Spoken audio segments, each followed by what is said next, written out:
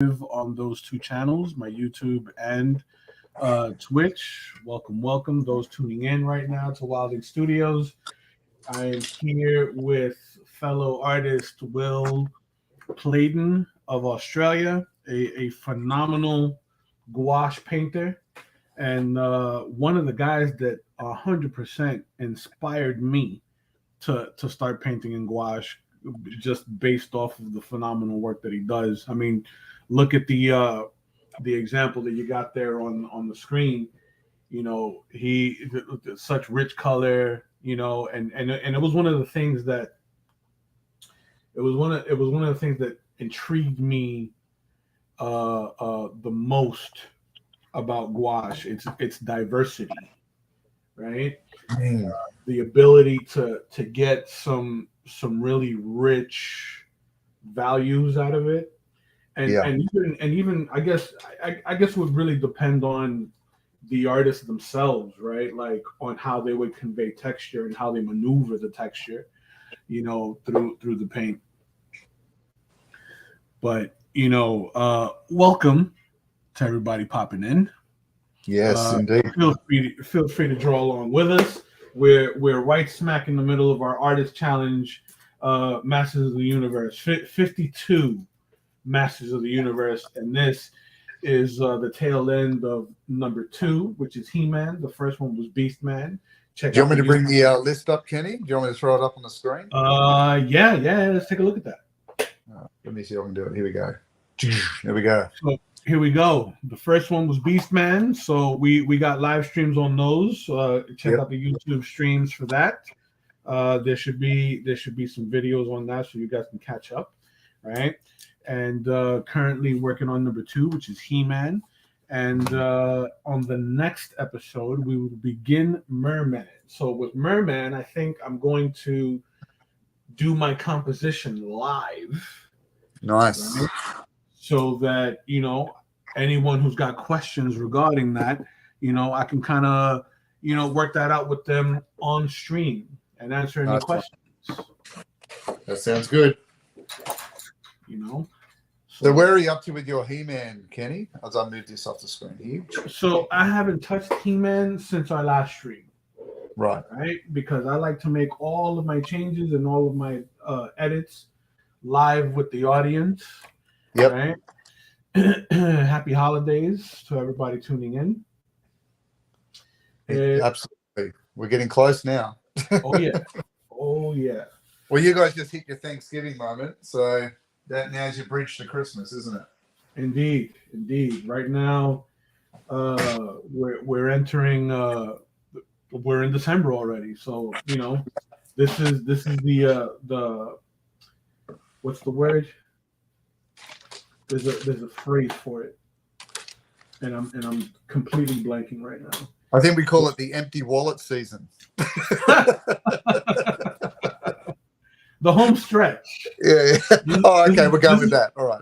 Yeah, this is the home stretch right now. This is the home stretch right now because like this is the point of the year where like you blink and you miss it.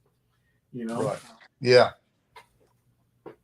So to update everybody that's tuning in, I did a lot in the last stream. I did clean pencils, and then I was able to sort of block in some base color. So today, what I'm going to do is I'm going to sort of enrich some of these skin tones, right? Excellent. Kind of fill them out a little bit, add a little more white to some of my highlights, drop some shadows in here, and make these rock formations that I have here on the bottom a bit more robust. Right? Because I want to push He-Man's legs more so into push him back so it feels like there's a little bit of a dust cloud kind of kicking up. Yep. So that's what I'm going to do today, and then I'm going to go right into inking. Yep. Right. And I'm going to be using a dip pen for. Oh, nice! I can't wait to see that. So a little bit of ink with a dip pen and a brush, right, to get some nice little effects. I'm going to get my water going here. Got my paints. How's the week been for you, Will?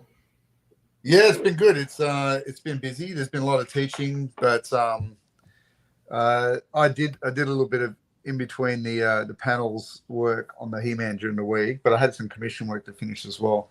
But so I was sort of going in and just building some of those. For me, when I'm using gouache, it's a time scale thing. So often I will do a piece, let that dry, and then build up the next bit on top of it. It for me, it's a nice happy medium between oil painting and watercolors, whereas I can sort of get the same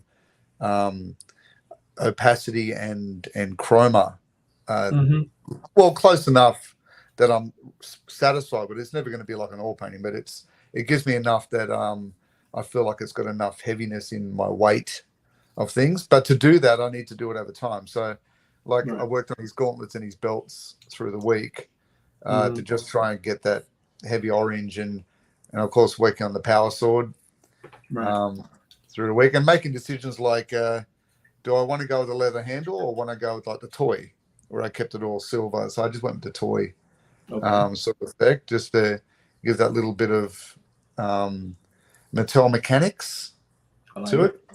And yeah, just cleaning areas up, like it's about this point of the drawing I decide whether I like it or not. Because sometimes I get to this point, I'm going, yeah, I'm ready to move on. I'm ready to. The lessons have been learnt because you challenge yourself every artwork, and so you're always going to do a few little slip ups here and there, but the lessons are there to learn, and then you move to the next one. But yeah, I'm ready to shift gears just about. So in this particular piece, Will, right? Because like you just mentioned, there's a lesson in every piece, right? Right. What was the lesson in this one? For me, it was some of the lessons were more because I sort of go from I'm trying really hard to not reference because I just want to get faster at that. Right. So the lessons are more to do with not so much the anatomy, but it's more to do with the angle of the anatomy. So it's about foreshortening. It's about how different things play out with that foreshortening. So where the muscles tuck in. And for me, the areas that I was reasonably pleased with how it came out was probably the sword arm and the sawn hand and the legs got the power that I wanted. I was trying to get that real sort of strong stance. Because sometimes I don't know about you, but for me, when I sit down to draw something, mine always, my first drawings always don't quite have the dynamism that I want in it. It doesn't quite have the same tension that my final ones do. So I have to work towards it. My default is to have a very placid and calm thing, and I think that's probably a reflection of my history with portrait painting and things like that. But it's a bit of a neural pathway I've got to beat and build a new one. But then I sort of sketch up and I do the thumbnails. And so for me, the thumbnails and my early sketches are really where I go to all the time and I reference that. And have I got the same sort of strength and the same excitedness happening in the final one as I do my thumbnails? I think it's similar to when you are doing life drawing. Sometimes your quick sessions, your 10-second, 15, 30-second poses you do in front of a life model are way more exciting and way more immediate than a half-an-hour pose. The half-an-hour pose, you get very careful. It gets very staged and can sometimes look very mannequin-like. So I tend to lean on my thumbnails that way for that reason. It's the same when we're doing comic work. I always lean on my thumbnails because they feel quick and I feel like they capture that immediacy, the cinematic kind of action that I want. So for me, that's there's usually a lot more energy in the line art when you're rendering under a little bit of a time limit, especially when you're like building a composition. No? Absolutely, yeah. And you know what it's like. Like we don't get paid for the thumbnails, so the thumbnails they've got to be quick. They've got to be you've got to be economical with your time. because although the thumbnails are important, the client wants the finished product. So Of course. So yeah, it becomes a case of managing that nice balance of getting what you need and being able to get it clear enough to be approved to move on to the final thing. So do you you obviously time restraints, play a factor, right? But do Yeah. you in your downtime, if any, at that, or if you have just moments where you could just kind of flip open your sketchbook and just do some gesture studies, like, do you have Yeah. time for that? And Um, if you do you explore dynamic poses? yeah, well, that's the thing. So yes, but it's always things like, oh, we're going for a drive in the car, and Mhm. and um, and Amy will usually drive the family car because that's the way it works. So Mhm. I'll sit in the passenger seat with the sketchbook and have a play, or um, if I'm on my lunch break, I'm getting the book out and having a sketch up, or for watching TV, I'll have something in front of me always. Um, but it's always that for me, it's the visual recording that you do. Right. I tend to I'll be watching something and then I'll go, I like that, or geez, that pose looks great. Look at that. That looks excellent. The way they've angled that camera. Hmm. Um, so, and for gestural stuff, it'll be like, you might see someone's, you're always doing that visual recording. I like the way that person's face moves in the light, or I like the way they're gripping onto that, a broomstick, or, whatever it might be. They're leaning on a table. And so I'm looking towards always doing that little miniature save as in my brain as I'm going through Hmm. my day, trying to put things into my head and getting them down on the paper when I can. But definitely, I think I'd love to do a little bit more of that study work um, on hands or on feet. And I love when I see artists do that. Like, I can't. I'm trying to think of his name now, but there's an artist recently I was looking at, an illustrator, who said that he made a mistake with a hand on a drawing. He couldn't get it right, so he punished himself by doing 100 hands. And so Nice. he just until he got to the point where he goes, right, now I know. Now I know what this is now. Hmm. So I guess that's what this Motu 52 is it gives a thematic approach, but it also gets us to focus by forcing us into doing an actual study every week.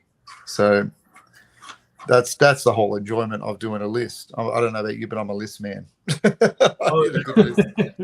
I love a tick off list. oh yeah. See, it's all about remaining in that state of evolution or development, right? Yeah.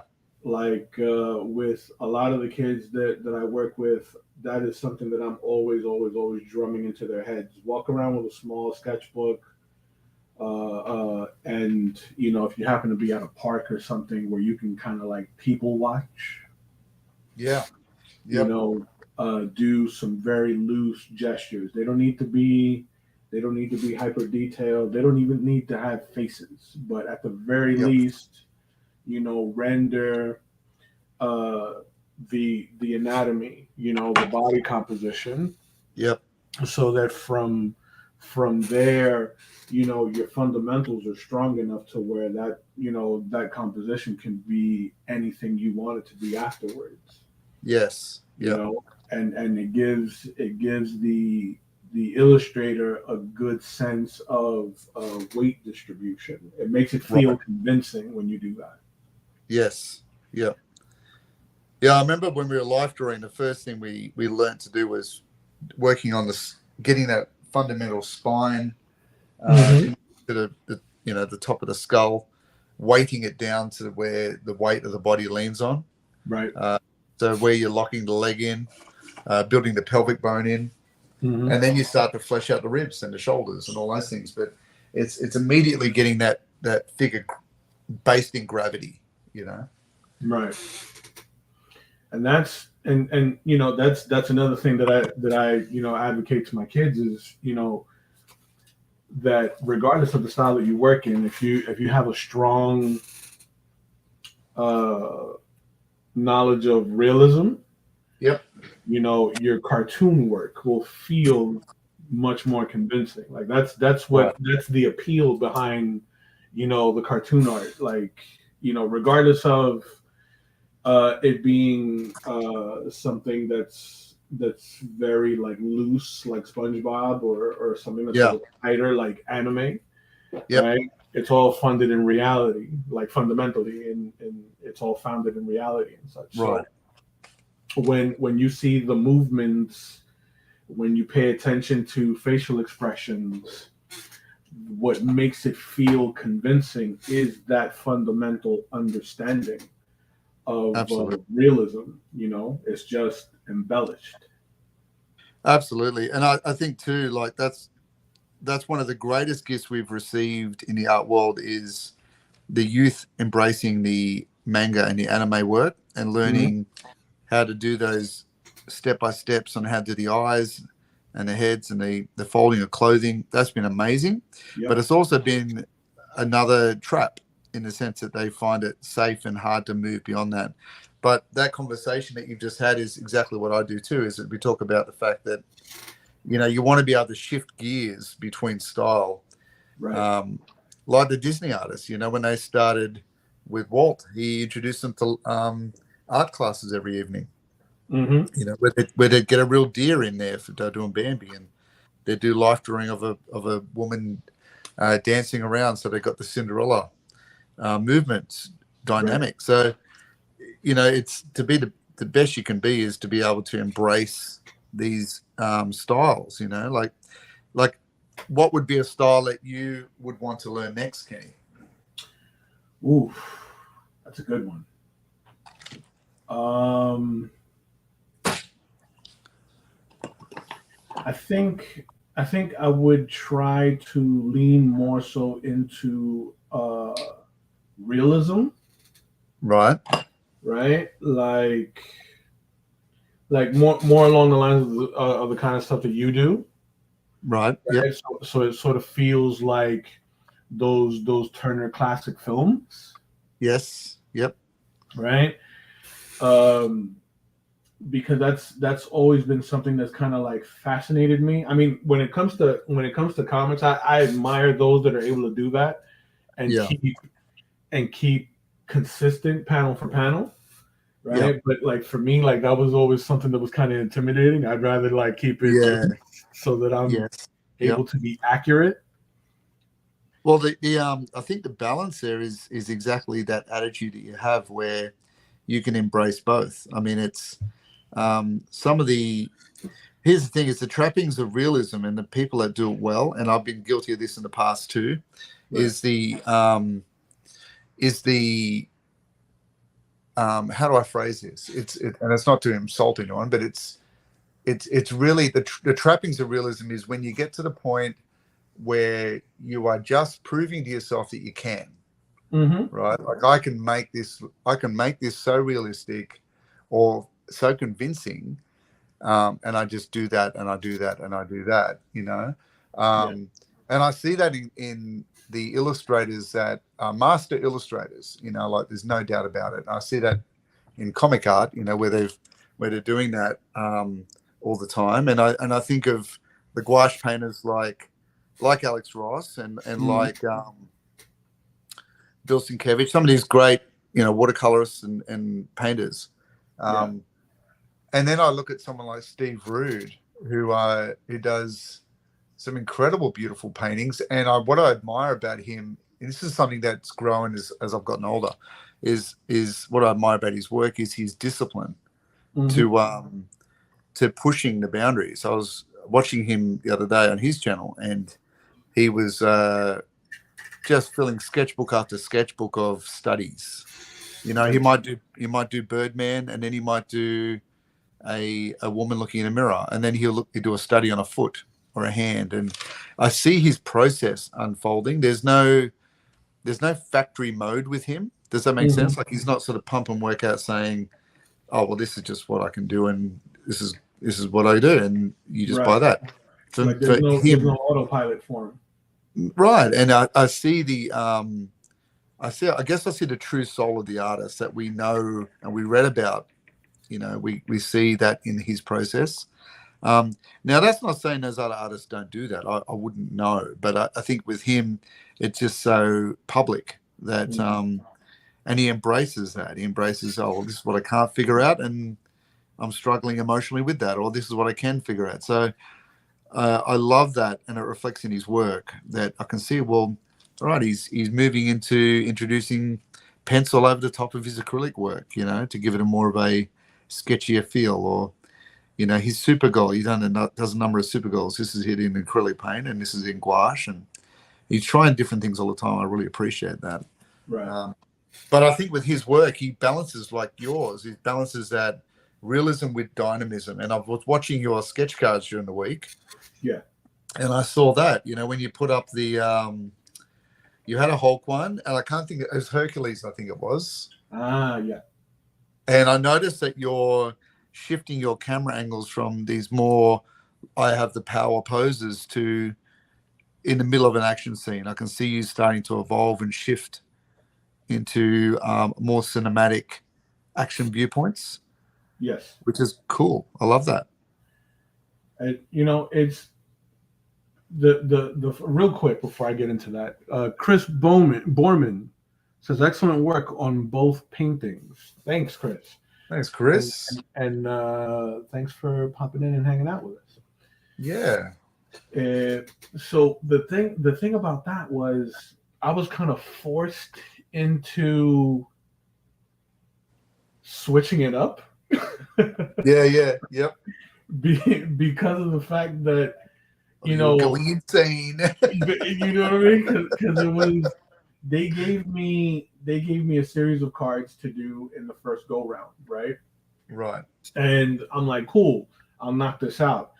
And I guess they dug the work, or maybe one of the other artists that they had planned to work with, like can work on his set, or what have you. But they gave me another set to do, and then so it ended up being like repeats on certain characters.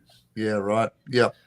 So because those were repeats, I couldn't like do like the same pose over again. Like I felt like that's kind of a cop out, and right. And I'm one of those artists that I kind of pride myself on the challenge. Yes. I'm a bit of a masochist that way. Yes. We all have our own flagellation whip. Yeah, exactly. I invite the challenge. Yes. So I'm like, okay, how can I make this cooler than the last card? Yes. Yeah. I love that. It's a great attitude. Or make it feel more energetic than the last card. Because I feel like, sure, to do stoic poses are cool, right? And they work, right? Because these are superheroes and such. Yeah. Right. But if we were to depict them, in the midst of some action, to where they're essentially, I guess like the best way to describe it is where they're not so cool, right? Where they're losing composure. Yes. Right? When they're in a stressful situation, I think that sort of like adds to the value of the character. Well, to draw a parallel to that, I think I was doing a bit of Norman Rockwell study during the week. Spent a bit of time with Norman Rockwell because I love his stuff, but I haven't seen it in ages. You kind of move in phases through things. But I was looking at his paintings, and his early work was just that. It was celebrating the fact that he could do this beautiful romantic realism. But then you see later, as he moves through life, that he then started to tell a greater human experience. And not that I would make the presumption that I'm doing that with He-Man. But or not analyzing the journey of the human soul. But Right. it's but you can see how he changed it up too. I think the challenge for us with this little project is when we get to pose number 20, how are we Yeah. going to keep to moving the camera around? Because I mean, I don't know for you, but one of my goals at the end of this is to have a series that can flow nicely, even if it's on a gridded poster or it's in a book or a calendar, so you can sort of see it as one piece. Right. So how am I going to keep the similar proportions and keep it fresh? You know? Indeed. Right. And that's been my approach with this challenge as well. Yeah. Right. 'Cause 52 characters, those Yeah. are 52 different poses you got to think of, uh, 52 different Expressions. very different characteristics. Yep. Right. You have to think about how much real estate you're going to occupy on the page. Yep. Color palettes, like these are all things that I think about. Like when it went, like with, for example, the Beastman. The Beastman, I knew I was going to go with something warm, considering that he's a very like bold red. Yes. And it was going to be relatively safe. Yep. Yes. Yes. Right, because it's the first one. Right. But then, with He-Man, there was a little more thought. Yeah. Right. I think that's why it's taken us a bit longer too. Like for me, I was able to move through Beastman reasonably quick because although he's a mix between, like a Sasquatch gorilla and a human, you can make a few stylistic choices because he's got big claws and lots of hair and snarled face. Whereas Right. He-Man, there's nowhere to hide. Like you got a lot of flesh tones. You got like the Californian surfer head. Like you don't have a lot of room to move there. But I think for me, that's why I did so many preambles to get it right. And it's a flagship character. Like right. Like there's only one way. There's only one way to go. You get this wrong, it's all wrong. Exactly. So it's a trickier one, And I suppose Skeletor will have a similar feeling, but it will be a little bit more of a release because again, it's like Beastman. Right. It's not like he's got a human face you got to worry about, but there is the skull that has to be correct. Yes. Otherwise, it just it'll pull you smooth out of it. Have you thought about that one yet? Have you thought about the skeleton? I barely got through doing Merman today. Like it was just a really loose kind of gesture that I did, and I'm thinking of doing something kind of dramatic to where he's like it feels like he's emerging from a pool or lake. Oh my God, we're doing it again, Kenny. Yeah, but like with so he's kind of like leaning forward, and then it's like very man from the Black Lagoon. Like, yes, you know what I mean? Look, I think we're something similar to that. I think we've pretty much worn the same clothes to work again. so that it's like it's got the because I figured that if you're gonna do 52 of these 52 characters have to feel very dramatic. It's got to feel like each one of them can have its own individual impact, right? Yep. So I'm like, man, it would be cool to just catch him in sort of like a Swamp Thing kind of vibe where he's like emerging from this murky water and you get the ripples and then I agree. The water droplets kind of like falling off of him, and then you can do something really cool where on the surface of his skin, you could like speckle it with white to catch the highlights reflecting off the scales. Yes, the sheen. Dude, like I was like, I wanted the water running out of his mouth. Ooh, that's a good one. I wanted. Like just pouring out like he's just come straight up out of the water. That's a good one. And I thought perhaps because the mini comic had that giant red sort of squid thing that he was hanging around with in the ocean. True. I thought it'd be cool to have a few tentacles just sort of slipping on the top of the surface a little bit, not too obvious, but Nice. just enough to think, well, he's got a bit of backup. Yeah. You know, so that he feels less goofy, like Yeah. less of a goon and more menacing. I'll tell you what, though, if you saw him in the physical in real life, he'd be terrifying. He's got that wide mouth and the big eyes.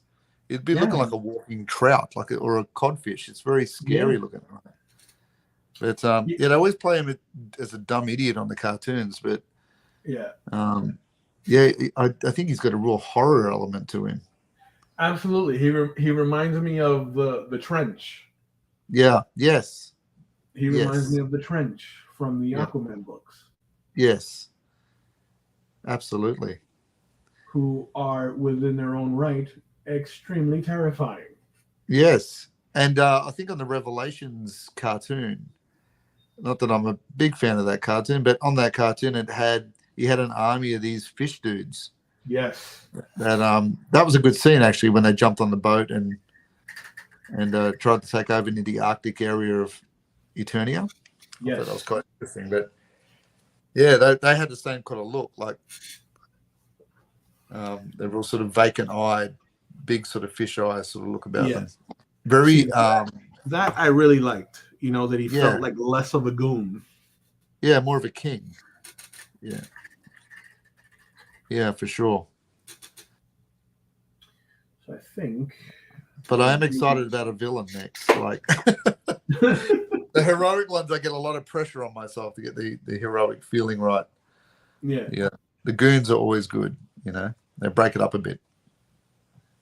Let's see here. I think I want to cool this a bit for my shadows. I'm trying to decide if I go blue or purple. Where are you going with the shadows? Under the shield there, or?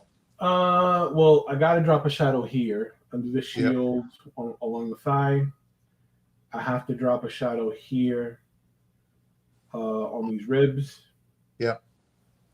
And I have to drop a shadow here from the palm to the elbow. Right. Yeah. So I think a nice translucent blue might do the trick.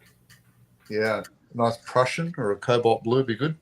Yeah. That's exactly what I went for. I always tell my kids, if you're going to start something like a dark shade or a shadow, always start in your safe zone. So the darkest area first to test it, Mm-hmm. And if it feels too much, you haven't sort of jumped straight into the pool without being able to swim. Right. What about 52? What about 52 wrestlers? You know what? That's interesting. That'd be a cool one to do.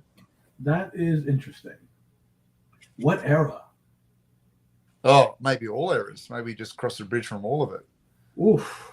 Like go from the 80s, maybe 80s onwards. Right. They're getting some of those beautiful sort of bright costumes and sort of, almost comic book character heroes right through to now. Mm-hmm. So you can have like the Road Warriors, and then you can have the Miz. Right. I think that's where I think the biggest challenge would come in to play for me. Yeah, with the likeness. Because that would be more along the lines of conveying very clear likenesses. Yeah, like you could get away with it with some of the older ones like Sting and Demolition because they've got a lot of makeup on. Right. But when you get in the Hulk Hogan, right, that's got to be Hogan. That's your He-Man right there. Yeah. I think that's where that's the style that I want to explore next.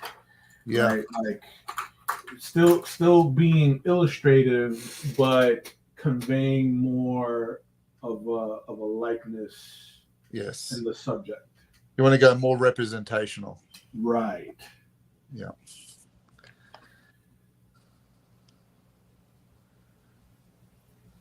All right. that was a little too wet. Let's try this brush a bit.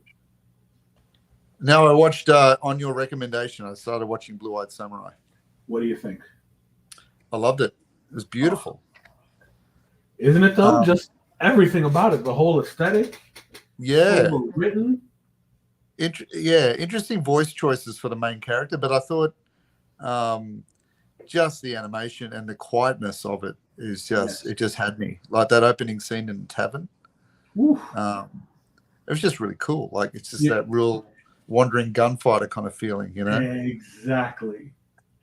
That's what I absolutely loved about it, because you know something's gonna go down at the tavern. Yeah.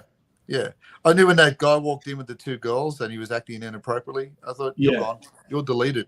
Yeah. You're gonna be deleted from this show. 100%. Yeah. And I want this. I want you deleted. Yes, you know? I am here for it.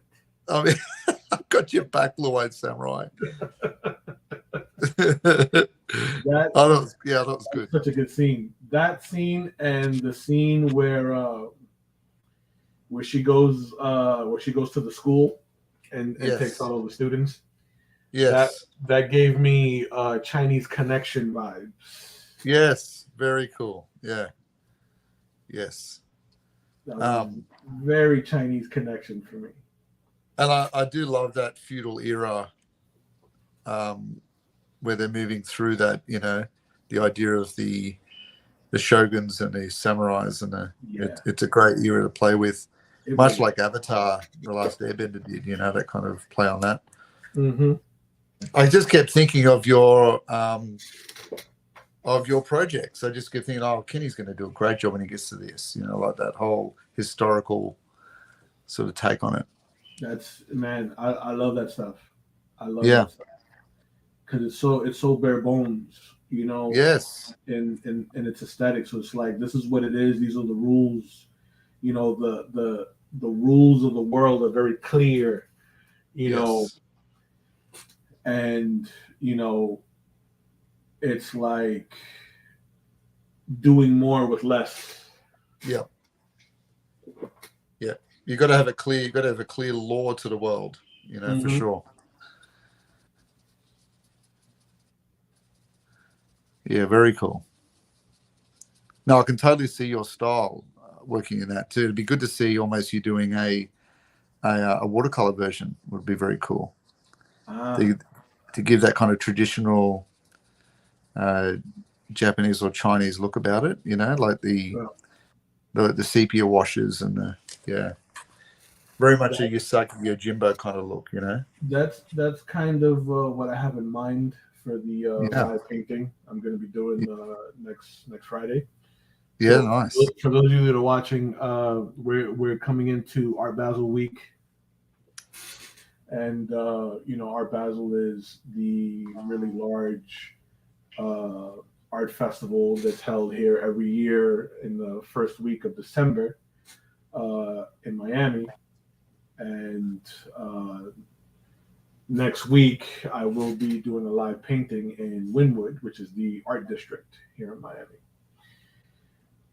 So I'll be at a place called Soul Garden. It is a shoe store, but they sell like high-end sneakers there, high-end street apparel, and in which case I'll be painting something for the store, and in honor of the unveiling of the new Foolie. Right, so if you know, you know.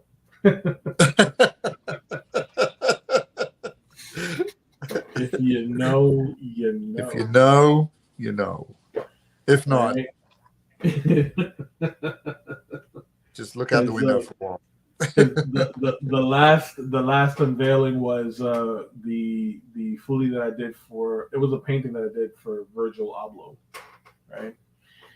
And the guy that runs the brand, he's a you know, big fan of Virgil's work and his contributions to the fashion industry. So the Foolie is the mascot to the brand. Right. He's a teddy bear that wears a ski mask. right? Yeah. But the cool thing about the character is that every time I'll draw him, he's disguised as someone in popular culture. Oh, that's cool.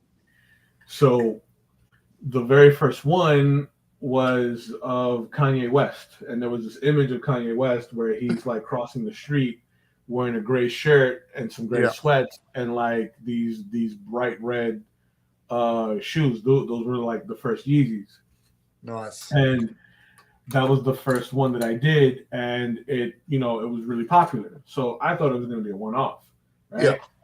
The But second no. one, right? So like the second one was a Prince.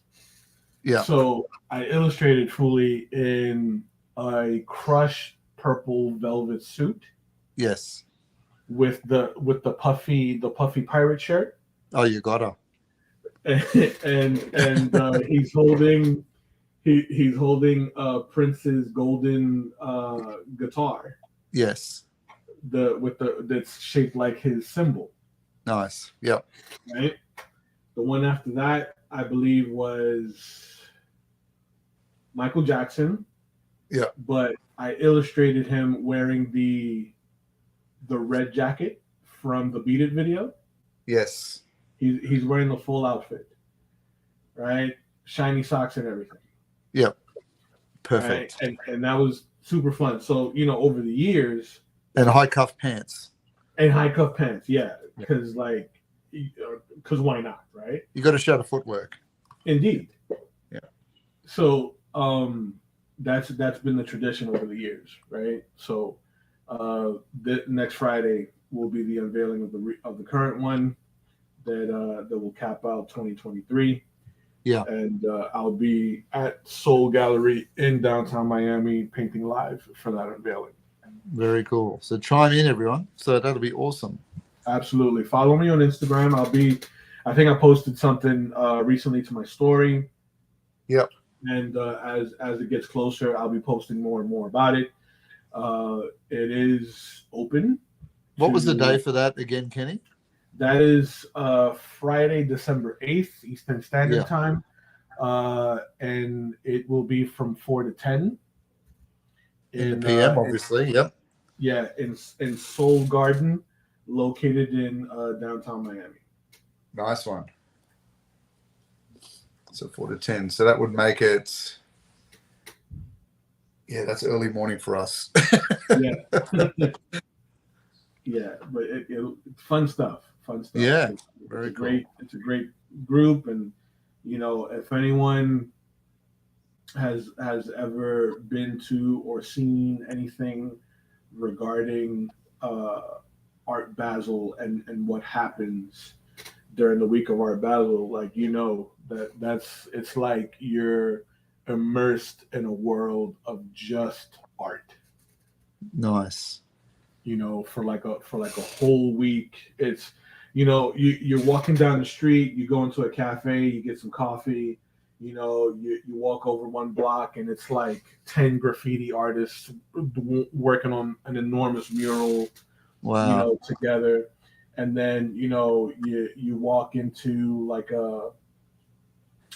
another outdoor sort of cafe, and there's like painters painting portraits.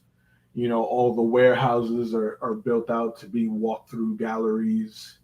Yeah. You know what I mean? It's fantastic. Absolutely fantastic. Well, I've heard, the saying goes, if you know, you know. Exactly. If you know, you know. You know.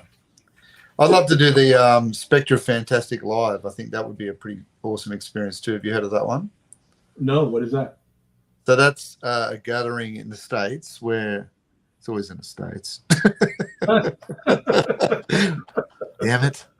But it's Spectrum Fantastic Live is a gathering of fantasy and sci-fi illustrators from around the world.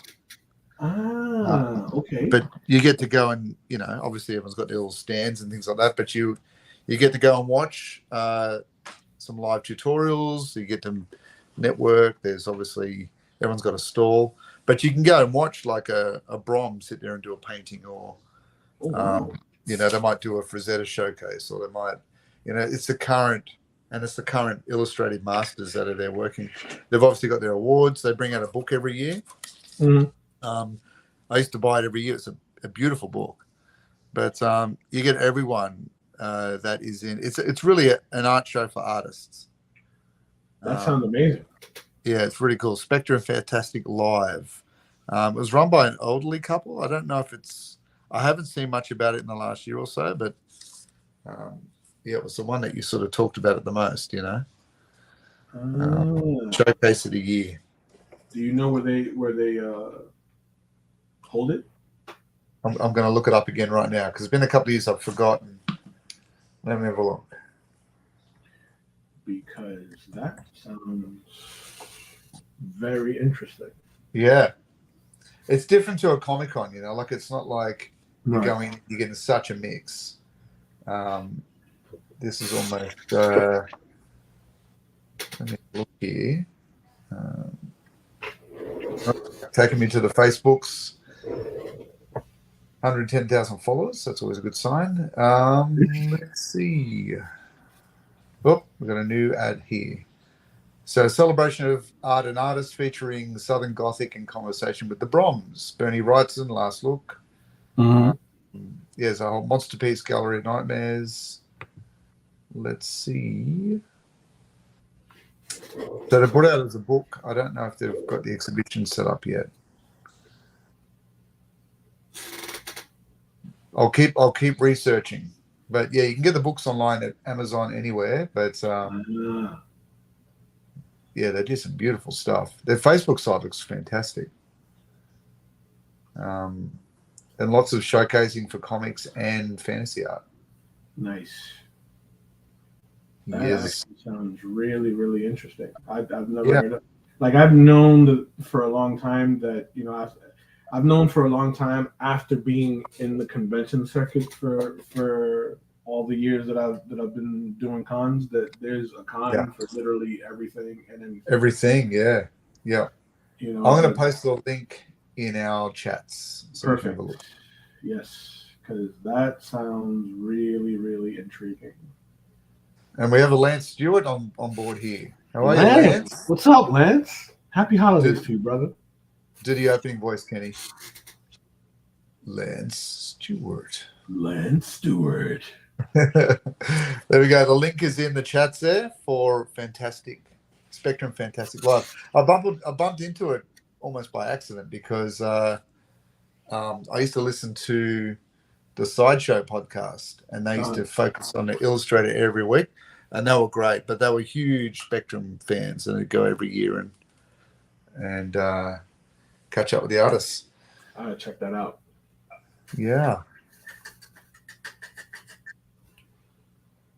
All right.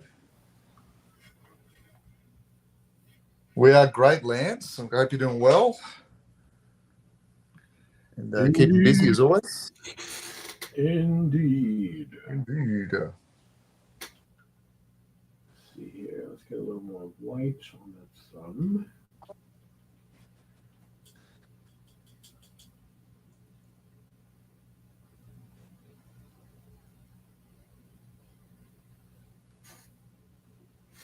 All right, what are we working on there? Are we doing the power sword action, Kenny, or are you doing the shadow still? Yeah, I'm trying to get into this hand right here, but I think I'm going a little too dark, so I'm going to brighten up the hand and then drop some deeper shadows into the power sword.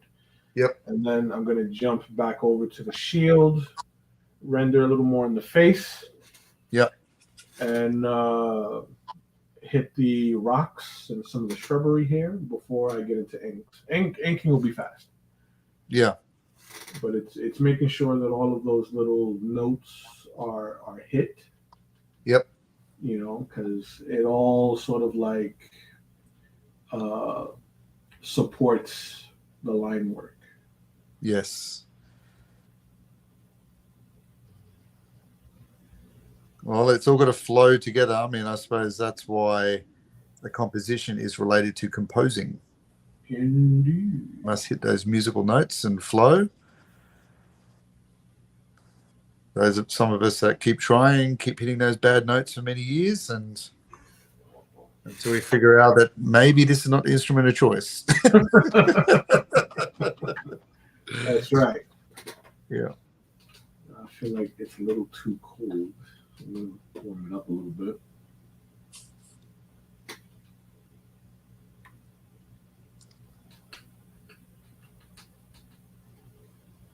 So Lance Stewart, what are you working on at the moment? What's the latest and the greatest? Indeed. Now I think our old buddy Gerald was supposed to join us today. He hasn't turned up, but I'm sure he'll catch up at some stage. Yeah. Holiday season out here in the States, so it's holiday shopping and all that fun stuff. All the fun stuff. All the fun stuff. Holiday shopping, ordering stuff online, getting caught in traffic. Fun. All of that foolishness. All the stuff you love, yeah. So I'm adding a little bit of Prussian blue and black to cool down my shadows here. And I'm going to throw it in as my little... I love that. I love using the Prussian blue as a reflected light because it cools down the warmth of the character. Yes. Otherwise, it all gets a bit too hot. And there's a lot of sort of earth tones in this picture, so the Prussian blue is a nice balance for that. Prussian blue. We love a bit of Prussian blue. Prussian blue is very essential, I think, in any painter's kit. Yes. Yeah, it mixes nicely for flesh tones. I mean, I used to use Delft blue a lot, but Delft blue is very close to this. There's a lot of grey in it, but Delft blue is hard to get now in this country. It's an English paint. Very hard to get now. So, but Prussian blue, it's hit my new favourite. It's a good substitute. So Lance, what he's working on. He's doing his classes for his masters. Oh, nice. Check out the brain on Brad. He's a college boy. Well done, Lance. That's a huge thing. Masters is something I never went on a track of, but I admire people that do it. Yep.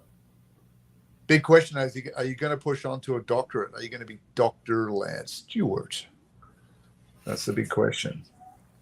Man, that would require the voice. Yes. That would require the voice. But every time he jumps in the chat, let Dr. Lance Stewart. The doctor's in the house. Entered the chat.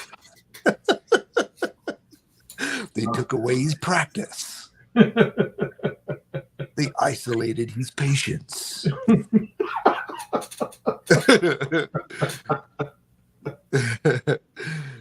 Teamed up with Dr. Phil, and they came back. Dr. Phil. That's the second week mention of Dr. Phil. We need to start getting residuals from Dr. Phil. You guys cut me a check. See, Lance, we could build a trailer for you with Dr. Phil in there as well. Hey, Lance, I'm gonna come in there. We're gonna get those guys. They're gonna own their problem. You know what I'm saying? Oh, well, Lance, it's not good enough. It says here he's not planning on it, but I think now after this discussion, you must be a doctor. It has to happen. Yes. Look, I think we're just going to call you Dr. Lance anyway. I think that's what has to happen now. Absolutely. Just put it on your door. Just own it. It is what you is. Dr. Lance Stewart. And you must team up with Dr. Phil for a movie. That's the way, or a comic book. It has to happen now. Why Dr. Phil? How do we get on to Dr. Phil again? I don't know. You know what it was? It was these gauntlets. I think that's what it was. We started with the gauntlets, and then it evolved. The flesh gauntlets of He-Man last week. The flamulets. The flamulets. That's what it was. The flamulet. The flesh amulet.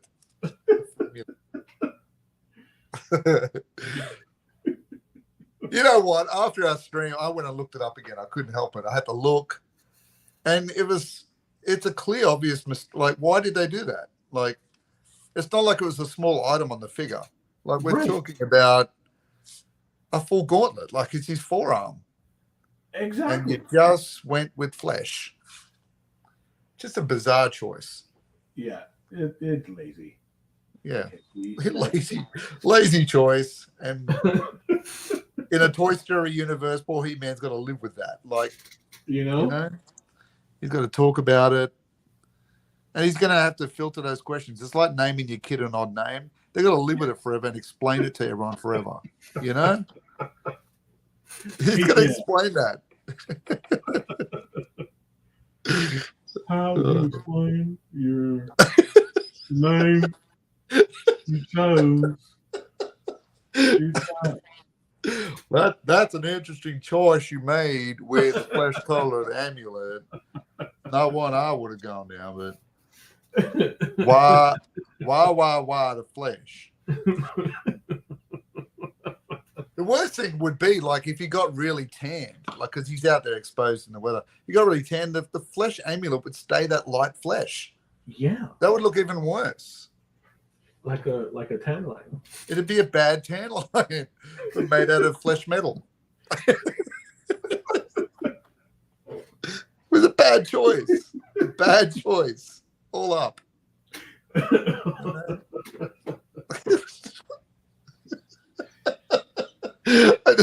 keep thinking of like the movie Gladiator when they're all lined up underneath the stadium. You know, when they're all lined up under the stadium and that guy urinates himself and all a bit nervous. I can just see He-Man walking up with the flesh amulet and everyone's going, what is that? What is even that? What are you doing? What are you doing? And just like how we're laughing now, we wouldn't be looking at him just laughing to the side. Like, full amulet. Just as the gates open. Welcome to the Friday night drawing live stream, ladies and gentlemen. That's right. It's a lot of this. It's a lot of this. It's a lot of the wheels falling off the wagon.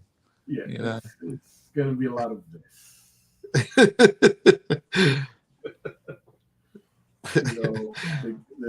Here stateside, the kids are in bed. Yes. It's going to be a lot of this. Yes. It's the end of the week for us. The wheels have come off the wagon. It's over. Indeed. The tracks have come off the ram. The Ram Man battering ram. It's over. It's over. See, there's the thing. Are you going to include vehicles in any of your paintings? Ooh, I don't think I'm going to do that. I don't think I'm going to do that. Because that'd be interesting.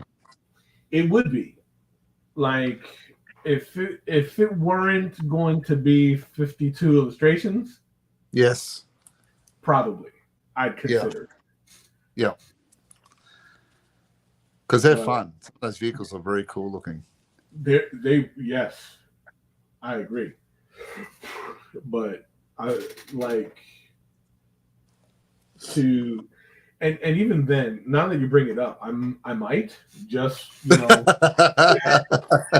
might see what I've done? Just because I'm weird that way. Yeah. See, now I've just gone and implanted that idea in your head. Going to just fumigate in there and propagate. And then you're going to do Strider or the horse. You know what I'm saying? I just made now. Just for the sheer challenge of it. Just to, just to see if I can. So Lance is paying you a big compliment here, saying you did a great job in the Thunder Tank. Ooh, thank you. See, there you go. That's right. Lance was the one that bought that. You bought that, didn't you, Lance? There you go. The Thundercat piece. Lance knows the way. He knows the way. It was a great piece. Oh, that Thunder Tank sort of brought it all together too. Yeah, because it would feel weird if I were to kind of like have everybody kind of spread out. Yeah, I needed something to sort of like unify the group. Yes, and good choice. Just felt like the right thing to go. Yeah. Yeah, man, Lance. Listen, I almost didn't part with it. I'll be honest with you. I'll be 100% honest with you. I was really reluctant to like pack that bad boy up. Yeah. A lot of hours went into that. But all in all, I will have prints of the colored artwork. Did I ever see the colored one? I didn't show you? No, I don't I'll think send you it to you did. after we're done with the stream. Yeah. Yeah. You got to send me your address too, because I got to send you a package. Okay. Yeah. Yeah, I'll send you the artwork, dude. Like, cause I did 2 versions of it. Right. I saw the black and white one. I don't know if I ever saw the color. So the first one that I did initially was brighter, right? And I felt like it was too light. Yeah. But the second render that I did felt more nighttime, right? It felt colder. Yeah. Which I felt like complemented the characters more. Yeah.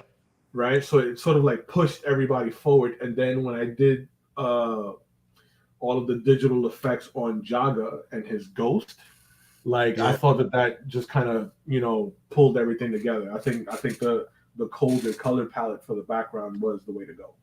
Yeah, and Jaga's a great unifier too for that background. Yes. You can have that ghostly image of, sort of enveloping the characters. It's very cool. Like the cartoon. Remember at the beginning, Jaga sort of spinning around and. That's right. And it, and it's a good way to sort of like, draw the eye across the piece. Yeah. Very cool. Yeah, that was good fun. I need to get to finishing my Hanna-Barbera one. That's what I need to do. Ooh, that's right. Because I got into that, and because that one was much bigger than mine. It was a big piece, but it ended up getting really crowded. And I remember I was speaking to a couple of like Hanna-Barbera like super fans on their Facebook site, right? And I'd missed characters. I thought I'd got all the characters, but apparently there was some group characters that I didn't even know about that apparently aired in the States but didn't air out here. So I've got to go through and make some amendments. Okay. But, yeah. So it's fun. So quick question. Yes. But real quick, Lance says you should try out a villain one with Mun-Ra Pyramid for the centerpiece. Yes. You know what? That is a great idea, and it was something that I was talking about with the guys after I did the full Thundercat piece. Yeah. So that is still on the table. That is like one that I still have like on my personal challenge list. Yes, that'd be cool. Let's say that would make a nice wraparound. You'd have one cover for one, and then the back cover would be the villains or something. Or absolutely. That would be cool. Yeah, that'd be very cool. That Thundercat piece is 100% going into my next art book, right? Yeah, it's a 2-page splash. Yeah. Okay. And shoot, what was I talking about before that? Let's see. Hanna-Barbera, Hanna-Barbera, yes. Oh, that's what I was going to ask you. That's what I was going to ask you. So, because I saw that you laid in your composition in pencil for the Hanna-Barbera piece. Yes. Now, if you're going to make additions, will you paint in the new characters without penciling them in first? No, depending on the background color. Okay. Like if it's a lighter color, I'll go in with a dark blue pencil. Mm-hmm. If it's a dark, like really dark area, I'll use a white pencil. And then I just go over the top of it with the paint. But yeah, so that's it's not perfect, but that's just the best way I work in those areas. Like I'm sure there's people that would paint the area white first and then go over it again, but right. I would only do that if I felt like the color that I was putting on top would react badly with the color behind it. So right. If I'm doing like a really cool yellow, I know that's going to react badly with a dark background. Like it's just going to be yuck. So right. I would probably white that out and start again, only for that reason. Yeah, that's the process I'd work on. But yeah, it was fun. But I enjoy doing it because it's one of those things you always have in your mind that you'd love to draw. I'd love to draw Birdman again, or I'd love to do Space Ghost, but you know, it's such a niche property, right? You know, it'd be great to see them do something with it again. I agree. I would like to see them do something a bit more serious. Yeah, I agree. Right? Yep. Like the OG cartoon was serious, right? But it had a lot of its it had a lot of that campiness from like the 60s. Yep. That had that Saturday morning cartoon feel. Yeah, I agree. Right. Yeah, I agree. Absolutely. I think they tried it with the Future Quest stuff, but I don't know if it quite landed as well as it needed to. Right. Yeah, it's. I think for me, I think it's the kind of thing you kind of got to build quick, slowly. Like start with one character and then build your universe bit by bit. Don't kind of cram it all in too quickly, you know. Right. It's the same with the Thunder Agents. They tried. I love the Thunder Agents, but they did the same thing when DC got a hold of that. They kind of tried to rush it and get it all out there, and it just didn't land. Right. But Battle of the Planets is probably the big one I do. That would be that's my favorite. To get into that would be you think He-Man would drive me insane? Battle of the Planets would just end me. I'd be deleted. All dynamic poses. It is absolutely, and like almost Sailor Moonish. Yes, yeah, absolutely. You know, I've often thought, because I used to watch it a lot, I thought it'd be cool to do just a whole series of the bad guys, because there's a villain a week, right? And they all had these cool costumes. It'd be cool to do one of those, you know, like a little montage of just the villains. Yeah. It's yeah, who knows, man? Like, got the holiday break coming up. Of course. And I got a little bit of a gap in my schedule, so I can sort of do a few things in there, which would be nice. Indeed. That would be interesting too, that we could probably do on this on our channels is sketchbook tours. Yes, that'd be fun. That'd be fun for sure. Right? That Lance is giving you a bit of direction here, Kenny. You could use old small Mun-Ra to replace Jaga as a ghostly image in the air. Oh yeah. Yeah. In fact, I could probably do something to sort of like maybe bookend Mun-Ra, so that from the left it's like old meek Mun-Ra. Yes. And extend that over to Mun-Ra the Ever Living. Yes. I always liked the old Mun-Ra better. Yeah, I felt like he was more menacing feeling. Yeah, he was a lot more menacing. I felt like, Mun-Ra the Ever Living was too much of a brute. Too superpowered feeling. Yeah, I like the old crumbly, and when he was talking, those jaggedy old teeth, like sort of, barely getting out his words, like they was like really clenching them to get out of his mouth. It was good. Yeah. I do agree with that. I think old skinny Mun-Ra was old skinny Mun-Ra was definitely old skinny Mun-Ra wins every time. Yeah, Jim Bro Mun-Ra. None of this today. No, but Granny from the Beverly Hillbillies Mun-Ra every time. Yes. Every time.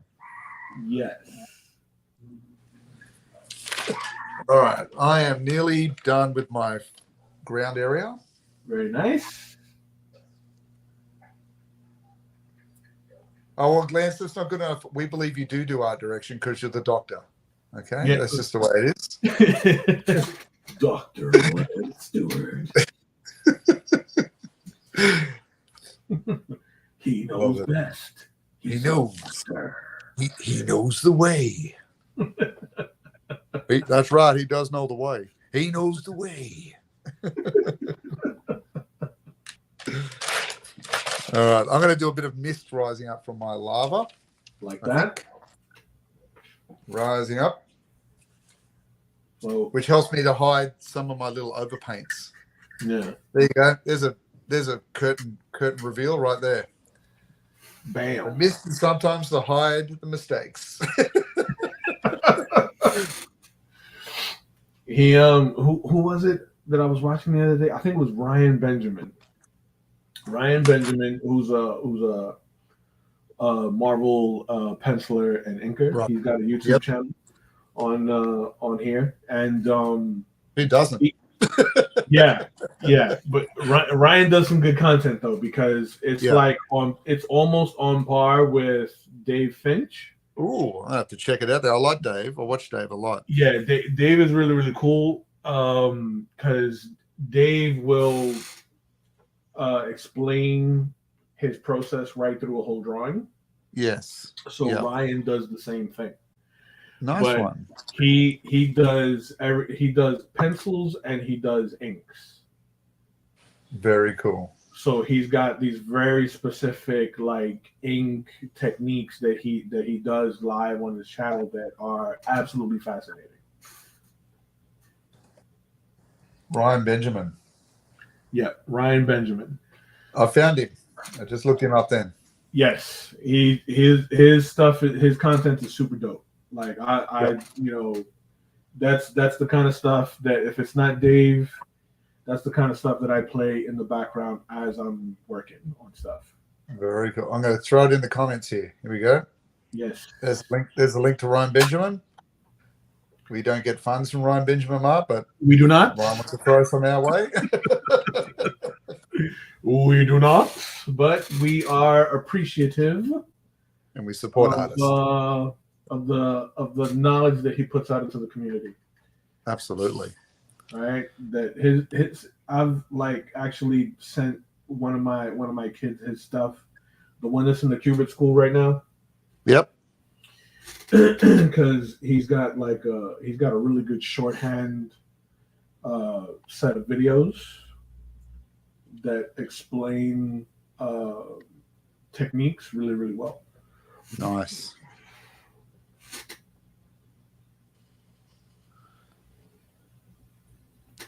So for me, this becomes a bit of a perilous moment, Kenny, as I'm painting this mist in, because the temptation is to work fast because it's just mist.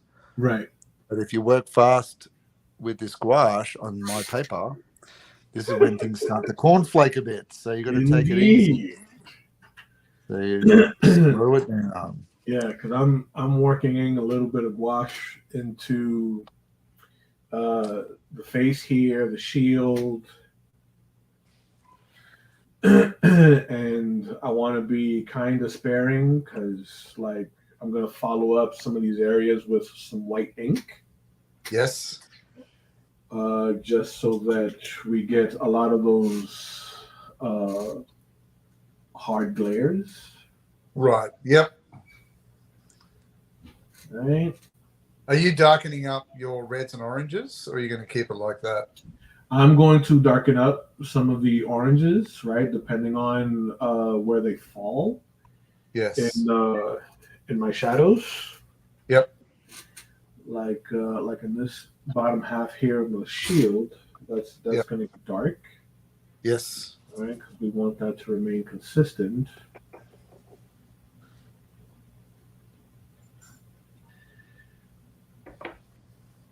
And then have that nice little white lip there, right? So we get that pop of light.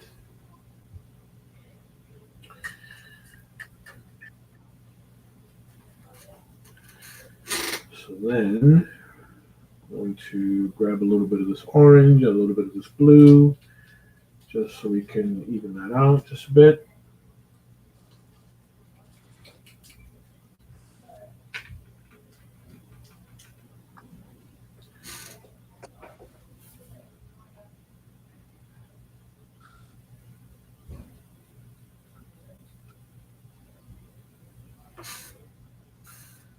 All right, little curve.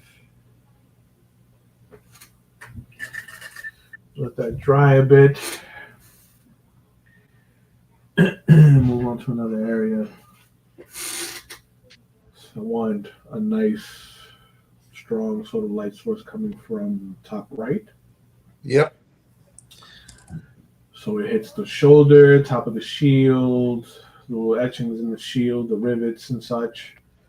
So a quick question for your art there. So if you've got your blue in now over your top of your skin flesh tones, are you going to do a final pass with some burnt sienna or something, or is that where you're at with it? Do you leave it like that? No, I'm gonna go over it again with another layer of something that'll sort of just kind of bring it all together. Yep. Right, to help unify it. Yes. Burnt sienna is a great choice. I do like using a bit of lemon yellow. Oh yes, very good. Yep. Right, a lemon yellow to just kind of feed into the warmth of the piece. Yes. And I only like the burnt sienna because I use it as a dry brush almost when I'm coming through and just tone it up a bit. Just it's almost like you're using makeup. You're blushing it up a bit. Yeah. Right. That's the objective. Yeah. Very cool. And that'll be when I move into inks. And then after that will be the whites. Have you frozen on screen there, Kenny? Say again? Have you frozen on your screen there? I think I have. That's right. I think he's taking his time with that little corner there. Really focusing. Really focusing on indeed. Very intentional. Very poised. Yes. Intentional, if you will. If you will. Let's get a little bit of black in there. Well, not black, but a little gray. A little gray in here. That's nice.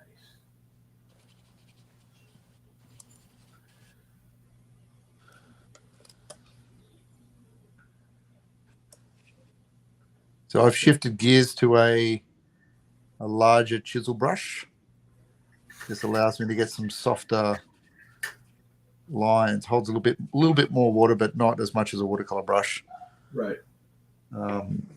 Because that's where the danger lies. Stay away from the watercolor brush.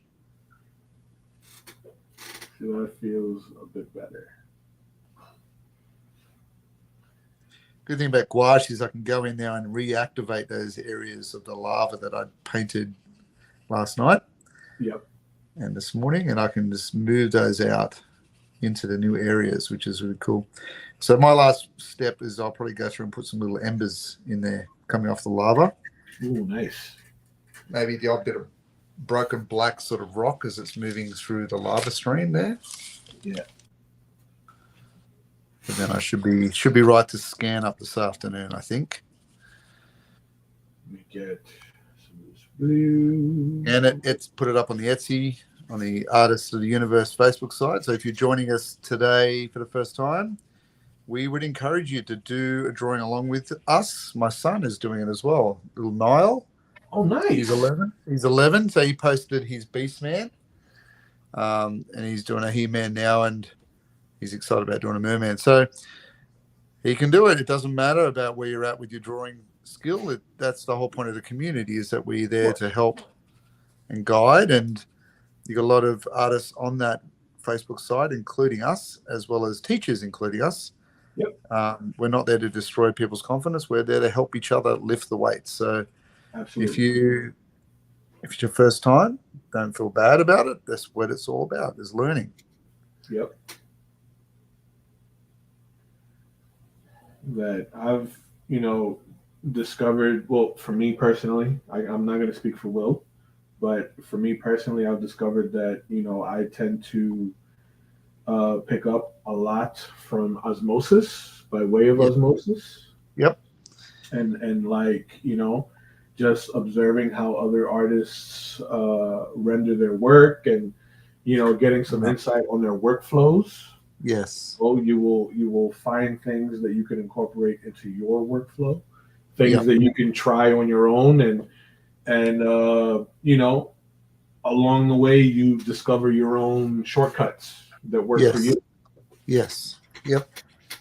Well, that's the way, that's the thing, isn't it? Is that there's no one way of doing this stuff. Like it's really a beginning. It sort of gives you some of the hints and tips that kind of break down the hidden curriculum, but everyone discovers their own method in the True. end.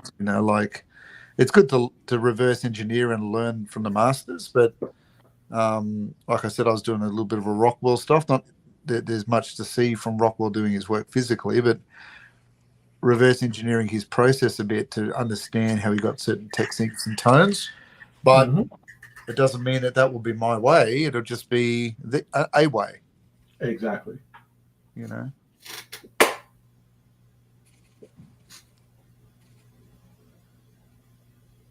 I say to my kids at school, just because I draw Mickey Mouse this way and this is my process, learn my process, but always find your own way. You will. It'll just Yep. happen. Absolutely. Very, very important that one remains in a state of development. Yes.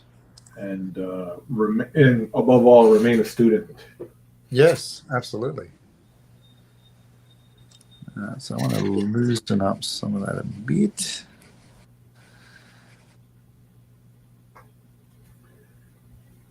Here, drop a few little shadows.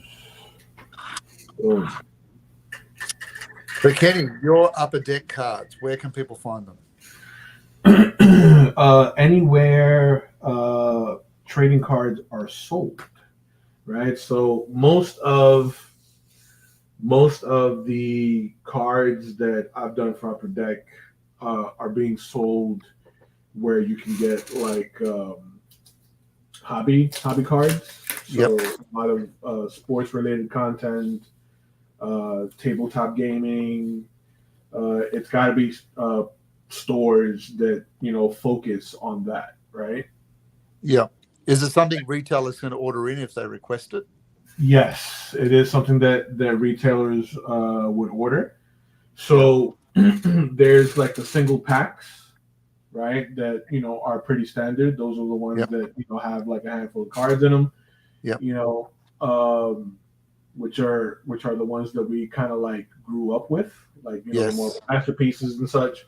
Yep. But Stick of bubble gum, all of that. Yep. right, so these, like if you get the larger sets, and the larger sets are obviously going to be a little more expensive, Yes. right? The larger sets will have a guaranteed original sketch card in them. Nice. So you'll get some of the pre-rendered stuff, the mass-produced stuff, which is cool, but they will also feature a an original sketch card by one of the artists that was selected to work on the set. Yes. Yep. Very cool. So those you can only get them where like in hobby stores. So Yes. stores that will have card sets for hobbies like tabletop gaming, Yep. uh, sports cards, that type of stuff. Yes. Yep. Very cool. And you've got your own series of cards you're doing personally that they can find on Whatnot when you do Yes, those drawings.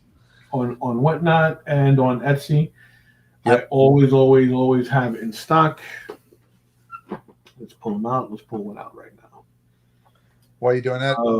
Lance says that he feels that there are probably laws against cruel and unusual punishment that would keep him from posting anything he tried to draw. I do not believe this. No. I do not believe this. But Lance knows the way. Yes, Doctor. And we have Punkbuster 327 who's joined us today. And they've written Artistic journey that nearly made you quit. If so, how did you overcome them? So, you know what? Will, you go first. You go first. Answer that one. I think that's a good question.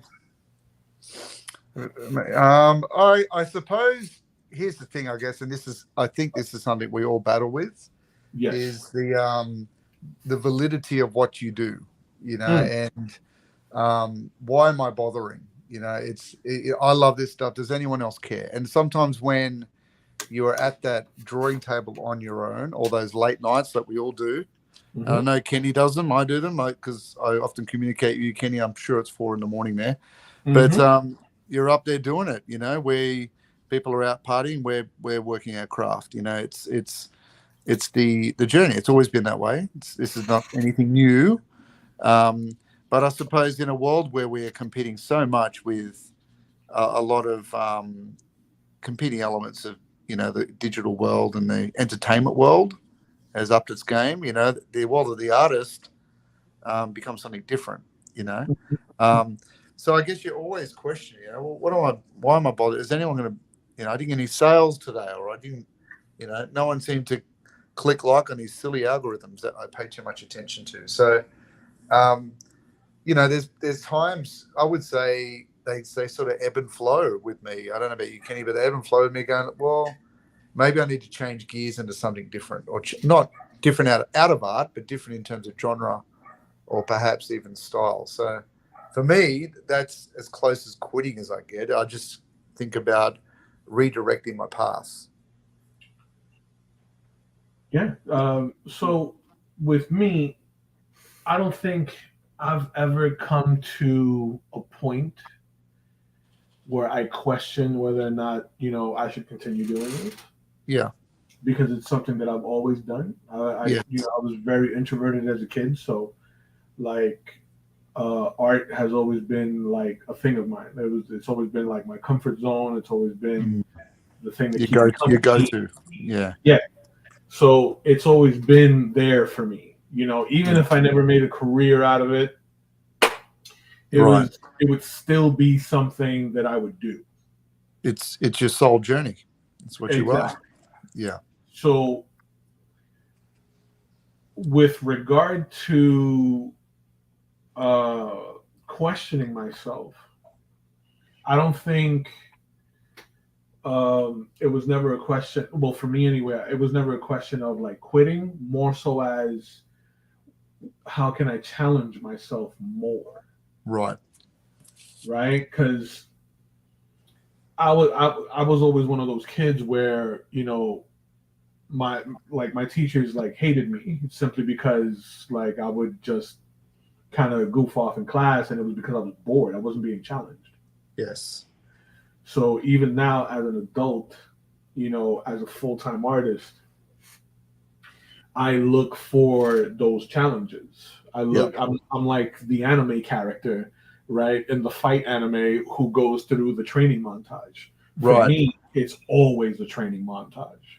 Yes. Right. Yep. That I didn't start painting until I started doing live streams with Will. Full disclosure. Yeah. Right. Full disclosure. Full disclosure. Right. Because I would the winner hide. I would see what Will does on these, with his paintings, and I'm like, man, I gotta try that. Yeah. And then I went down the rabbit hole, and I started seeing what Alex Ross was doing with watercolor. Yes.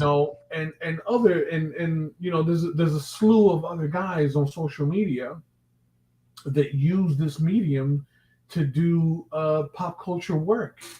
So I'm like, man, I gotta try that, because it just gives the work just a different flavor, a different vibe, a different sense of energy altogether. It's something else. Yeah. Yeah. So because before that I was very, very heavy on marker work. My go-to has always been Prismacolor, and I love mixing media. So when I started doing watercolor, and ultimately moving into gouache, I'm like, man, this is something else that I can offer my clientele, and the price point is justified because of the amount of work that goes into it. Yeah. You know what I mean? So what I would say is to not shy away from challenge. right? Because there's always going to be somebody that you feel is like better than you or excels at, a particular style or look, that you admire. You know, it just means that they've been on that journey longer than you. Correct. So you shouldn't be intimidated. You should only compare yourself to where you were a month ago, a year ago, because it's about your journey. And so long as Absolutely. you and so long as you stay fixed on your path, you know, you'll begin to pick up that other people around you will take notice. It's You like know, you said too, Kenny, before, where you said, being a lifelong learner. It's if you focus on being that and just what is next for me, right? all the other stuff washes away. Like it doesn't, because comparison can be the unraveling. I mean, if you're Yes, constantly going, well, I'm still not, I'm not an Alex Rice, or I'm not. No, but you are you, and your style is what will prevail. Like um, it's like comparing your masters. You can't do it. Like that's right. don't compare a Rembrandt with a Vermeer. They're different approaches, different minds, and they're going to see things differently and light differently. So, I was the same. I sort of got into color late, only because color was scary. Right, I was predominantly in the 90s a pencil drawer, like grey lead. right, So that's where I went into realism and doing lots of portraits doing that. But I went into oil painting, did all that, did the portrait stuff in oils. But in terms of fast mediums, I couldn't find one. Pencil was always my default up right, until I read Marvels and Kingdom Come, and then I was like, okay, so this is a way of reapproaching it. Like, even though I loved Joe Jusko and some of these painters um, doing it back in the 90s and the early 90s and the late 80s, mm, um, and Frazetta, it wasn't until I saw someone use a medium that was a real balance between oil painting and drawing. It mm, was a nice comfortable step. right, So I think, and that's what Alex has done. I mean, he's made himself an industry name because he's cornered the market on that stuff. He got in very early, right. and he had a great pedergree. Like, his mum was an illustrator, so Ah, he had that in the house. His mother she did some beautiful gouache and watercolor works. So having that background is always helpful. And before the YouTubes, we had to buy books and just try and figure it out backwards. Like, yep, it's just the way it is. But yeah, I agree with you, Kenny. It's becomes the journey of who you are, and like I said, for me, it's not always about quitting something. It's about shifting gears and doing something slightly different right, um, to get the result, absolutely. whatever pleases you. And you know it, don't you? You know it in your soul where you go, okay, I feel like I'm ready for something new now. Like, I'm ready to embrace a new medium, That's what it is, dude. It's always a journey. You want to stay challenging yourself. Yep. It's the endless training montage, right? Like, you never want to get to a point where you feel like, okay, this is my style. Yeah. I'm happy here. Nah, Yep. you want to continue to evolve. How else can you challenge yourself? I've been saying it all stream. I love the abuse. I like challenging myself and doing things that, like, You like to feel the pain. yeah, that are like labor intensive. Yeah. Just for the sake of saying, yeah, I did that. I can do that. Yes. Yeah. And it's always good too, like to choose something safe for a little bit till you get a handle on tone and texture and um, composition, and then expand. Like, there's Right, nothing worse than trying to figure out layers of wall painting and then not know those elements at the same time. right. Learning that stuff while you're in a safe environment is always good. Learning effects on how to get effects on something, or tertiary light sources, all those different things, Mhm. become pretty important. So, in saying that, Kenny, who would be your top 3 influences on you right now? top three influences right Yeah. now. Yeah, in the artistic world. Who do Uh, you look to in your week and go, oh, I need to watch a video on them, or I need to look at some of their artwork? I do love Kentaro Miura. He's always been a huge inspiration for me ever since I started reading Berserk, the Berserk manga. I don't know this one. Tell me about this one. So, Berserk is a dark horror fantasy Ooh. that I highly recommend you Yep. you read. Will okay? Yes. It's been ongoing since the 80s. Oh wow. Okay. Okay, and Kentaro Miura just passed away. I think it was like last year, the year prior. Oh no. Yeah. So the he actually grew up with the guy that created Fist of the North Star. Oh cool. Right? So his studio has taken over the production of that manga, Berserk, so that they can finish the story. Yes, that's cool. So it's about a mercenary knight who becomes a demon slayer. Right. Right? And it is definitely not for the squeamish. It's got a mature rating. Like, I love the horror stuff. You know that. Yeah. You know. Like, dude, there were points where like me sitting there reading the manga, I'm like, I don't think I should be reading this. Like, you know what I mean? Like, I had moments where I questioned whether or not it was suitable for my age. You know, I'm gonna get in trouble. Man. But that's funny. It's good stuff. It's really, really good stuff. So Kentaro Miura as an artist, because it was such a long-running and still is a long-running manga, you see Kentaro's growth when it comes to illustrating battle scenes. Nice. So because it's set in a medieval setting, right? Yeah. There's these large-scale battles that he would illustrate. Oh man, that sounds cool. Yeah, dude, and like these sword fights that were really thought out well. Yeah. You know, so the main character, Guts, he wields a sword that is as long as he is tall. Oh wow. It's a massive, massive sword because when he was trained as a boy to use a sword, he was using an adult sword. Yeah. So he keeps leveling up. So to use like a regular sword as an adult, like he felt like it just wasn't enough. Yeah. It wasn't enough. So he needed to use a sword that was basically a refrigerator door. You know what I mean?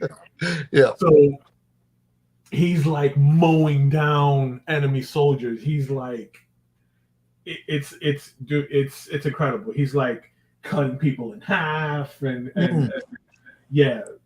Trust me, Will, you will not be disappointed. I'll be all over it. You know that. You will not be disappointed. And then the horror element, just the way the first few pages starts of the first manga, you're like, holy crap. This is what it is. I like it. Nice.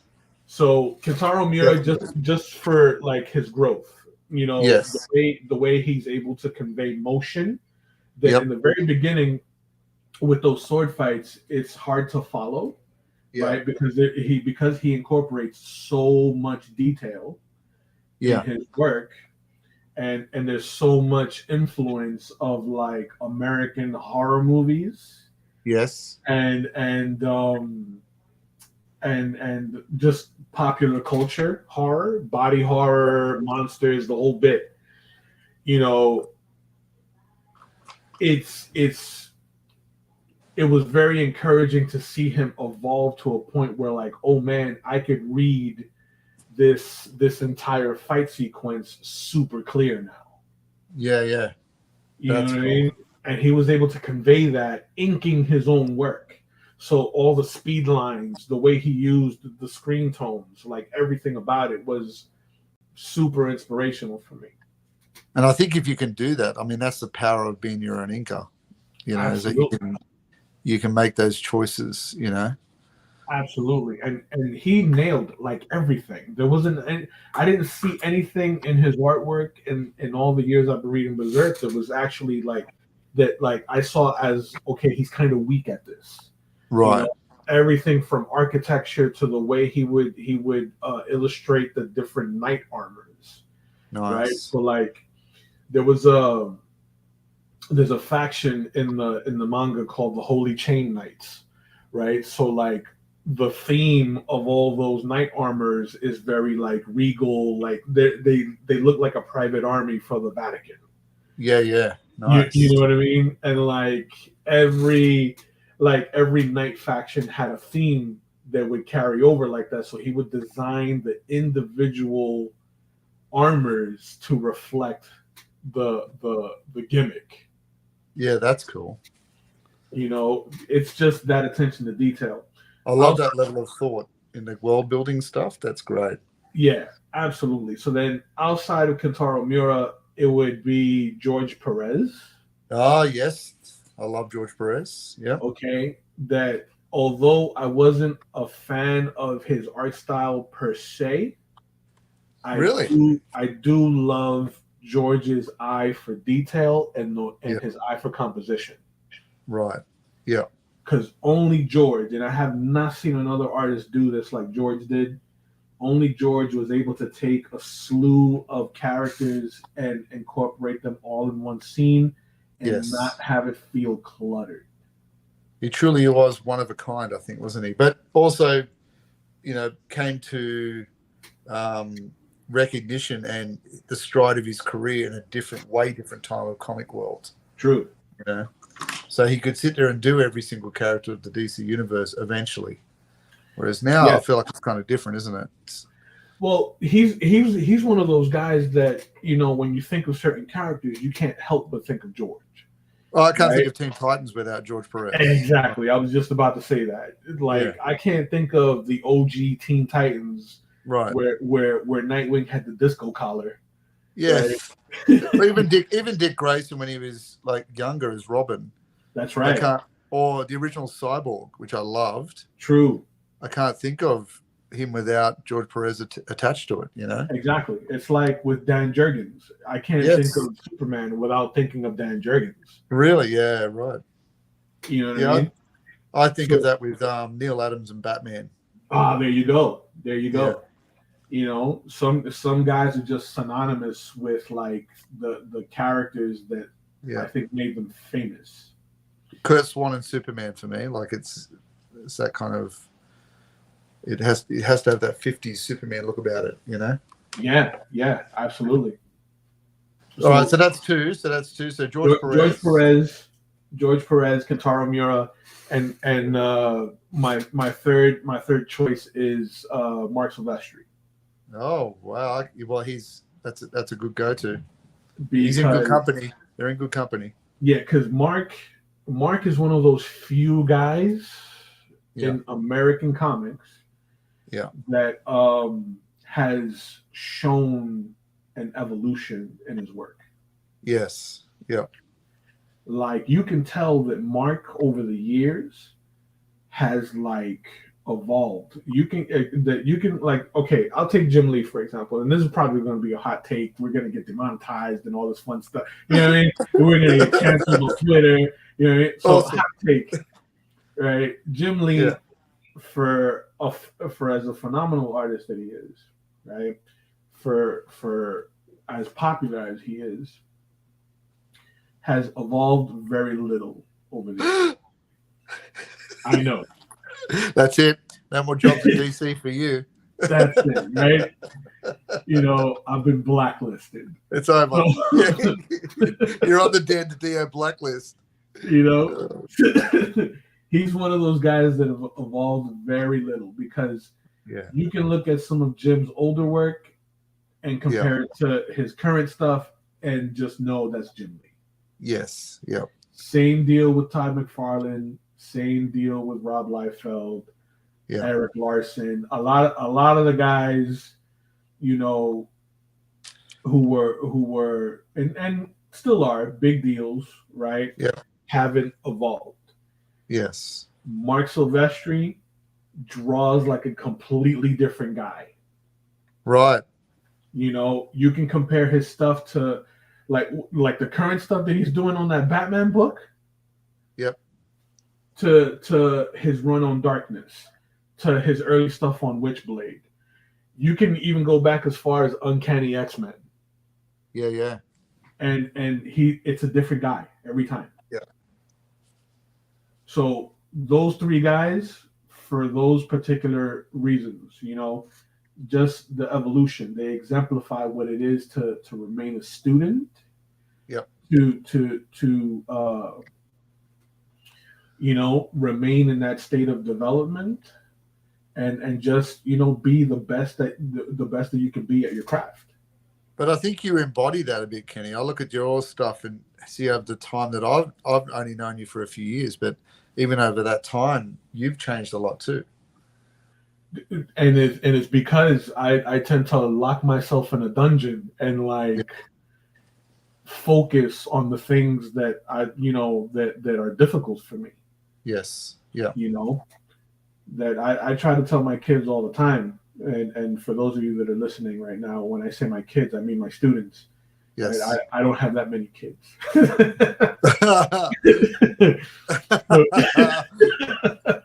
I am a man of many.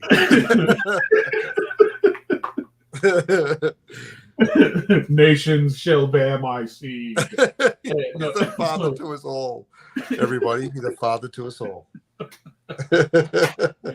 So one of the things that I encourage all of them to do is, you know, to focus on those things that you find to be difficult, those things that you find intimidating. Yes. You know, simply because, you know, once you're able to see how, you know, these things are done, you know, you're able to like find the simple shapes, break down the simple shapes, and reconstruct the form to where it's, you know, it feels more complex. You know, allow yourself to be sketchy in the very beginning, so your lines have a lot of energy, and then, you know, you can be a little more decisive with your line art. Yeah. You know, giving yourself the lane to work in all those practices, you know, I feel strengthens your problem solving. It strengthens your just overall ability to compose something, right? Like one of the things that, you know, composition for me is a big deal, and it's something that I stress often, because if the composition is weak, everything else falls apart. Well, that's right. It's the bones, isn't it? Just quickly, Lance says he's going to check out for the night. Thanks for the talk, and the pics, they look great. Thanks a lot, Lance. Have a good night. We'll see you again soon. But yeah, because like even if you're working, regardless of the style that you're working in, you could work in a cartoon style, something that's very loose and fun. But if your composition is bad, weak, yeah, if it's weak, you know, it doesn't matter how pretty the style is, it falls apart. Right. It speaks to a lot of the art elements, isn't it? I mean, if one doesn't work, the other parts of the body don't work either. Like, because sometimes it just takes you away or distracts you away from the intention of the piece. And sometimes that, especially in storytelling, like narrative elements, like, you know, if you've drawn something odd, or it doesn't look quite right, or the proportions are a bit out on something, then you go, like when you're, I know what it's like when you're reading and you go, what's going on with that guy's head? Yeah. Why are there no feet? Why do the hands look funky? Like, it's just those elements can, especially in sequential storytelling, if that's what we're talking about, can be a deal breaker. Absolutely. You know, and you know, unfortunately, it's one of those things that once you see it, you can't turn it off. Right, it's over. Like, it's the veil's dropped. Like, I remember when they did that in the Final Crisis book years ago, and they went from a really solid art style, and they changed artist in the last couple of chapters. I was like, I can't jive with this at all. I don't understand what they're doing. Right. You know, it just throws me straight out of the story. Like, and I get, you know, things happen. People get sick or whatever, or they get overcommitted. But yeah, it's hard to watch. Like, it would have been better to almost stall it until you got a solidity in style, Right. because that's what stands over time, isn't it? Like that book now has to last regardless of what they went through as a company. That book's on the shelf, Yep. you know. So it's the artwork has to stand for itself in the end, doesn't it? Yep. That's For what it's all sure. about. That's what it's all Yeah. about. So, did you name your third one? So after George Perez? Yeah, it was Mark Silvestri. Oh, that's right, the Silvestri. So He is good. Like, when yeah. I used to read him on when did I start noticing Mark? Was it Wolverine back in the old days? Oh, yeah, he was on Uncanny X-Men. That was Yes. That was with Punk Storm. Yeah, and he shifted gears. Yes, that's when I started reading him. And then he shifted, and Inferno, he did. That was when I really loved his stuff, as Inferno, the Inferno series. Iconic. The original. Oh my God, Kenny, we got to do an Inferno montage. We got to do one of them. I'm all over. That's yeah, my favorite run. Oh, me too. I loved it, and the art was amazing. I loved the Demons over running New York, all the Daredevil stuff too. But with Mark, I think it was I was there when he did Cyberforce, which is okay, but it is what it is. But right. yeah, and no one, especially Mark, is going to deny that Cyberforce was just an X-Men rip. Yeah, right. Well, I don't think any of them deny that. They all went. No, he doesn't. Neither does Liefeld. Like they lean into the fact that they know that they were all cybers for their own, for those old characters. Yeah. That's all right. Nothing. Everybody's doing it, I suppose. Interesting that they're back working for those companies again, though. Indeed. It's even McFarlane, who I thought would vow venomously ever against working for one of them. Is he back? Well, he's doing some stuff for DC, isn't he? I think it's the toy stuff, though. I don't know. I thought he was doing a comic, but I could be wrong. I know that Greg Capullo, he's back on is he? on DC. Is he really? Is it DC? It's one of the big two, but for sure he announced it. His Batman run was good. I like Greg's stuff. Yes, I do enjoy Greg's Batman. His Batman is pretty nice. The Court of the Owls and all that stuff. That was pretty cool stuff. Yeah. When he teamed up with Snyder. Yep. That was a good team up. All right, how's our He-Man going? So I'll move this down a bit so you guys can see what's going on. So right now I'm emboldening these rock formations. Yeah. I'm using a wet brush. I'm using a little bit of chocolate brown. Right, and this flat brush so I can get some nice angles, right? So it feels a little rockier, a little more jagged, right? And then what I'm going to do is hit some of these dry shrubs with a little bit of umber. Yep. Have you frozen again, Kenny? Or are you just having?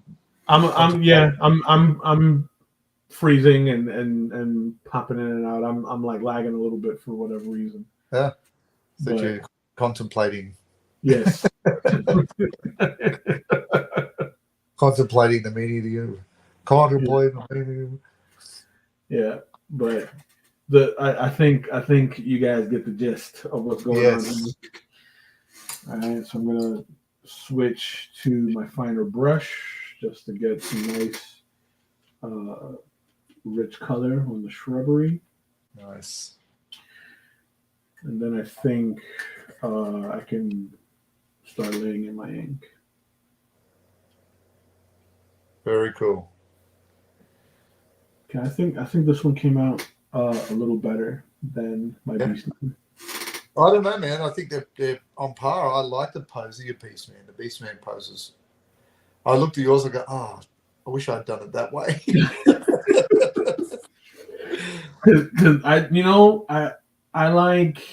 do a lot of poses just when I'm like doing my own like individual studies. Yeah. do a lot of poses. I do a lot of gesture drawing. Yep. Right, but I hit the wall when I have to do a series of characters and the poses need to feel different. Right. Yeah. Yeah. The one shots have a different beast, aren't they? They are. Yeah. But then when we gotta mix it up a little bit, that now it's like, okay, now I have to think a little more. Yes. Yeah. Make me earn my cash. Indeed. Yeah.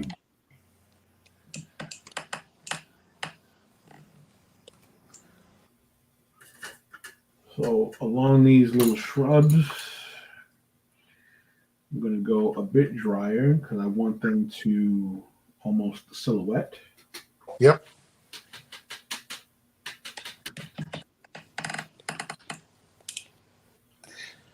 And feather, right?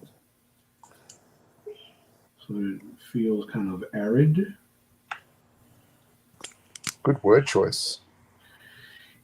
I try.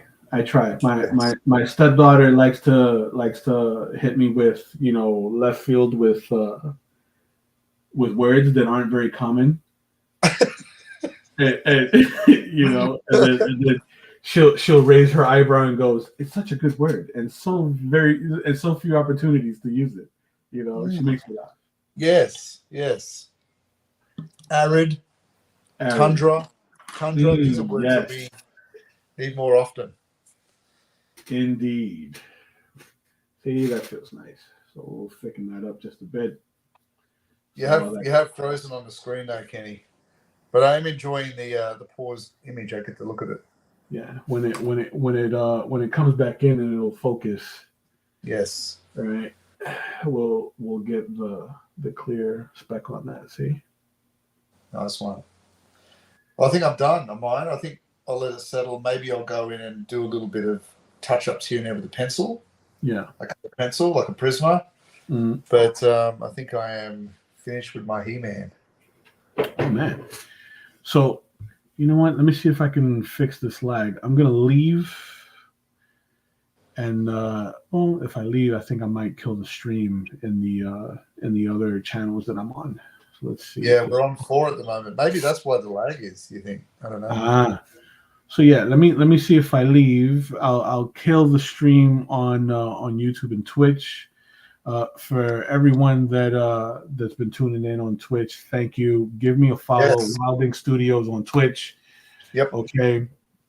Follow my other channels. It's also Wilding Studios on YouTube. Wild_Inks_Studios on Instagram. Right. That's I right. always announce when I'll be streaming again. So I'll see you guys again soon. Thanks a lot. Right. So let me end the stream here.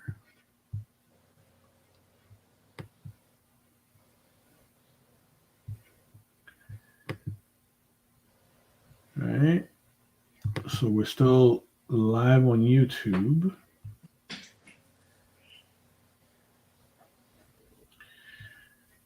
And let's see. I'll keep YouTube up. Yeah, we still got 3 rolling. We're good. Okay. I'll keep YouTube up. All right. Let's see if this will help out at all. If I reset the cam. So while you're doing that, and for those of us who have joined us today, as we're nearing the end of our time together, please make sure you like and subscribe to the above channels, so you can see all our little links on the banner that runs across the top, our overlay for Kenny and myself.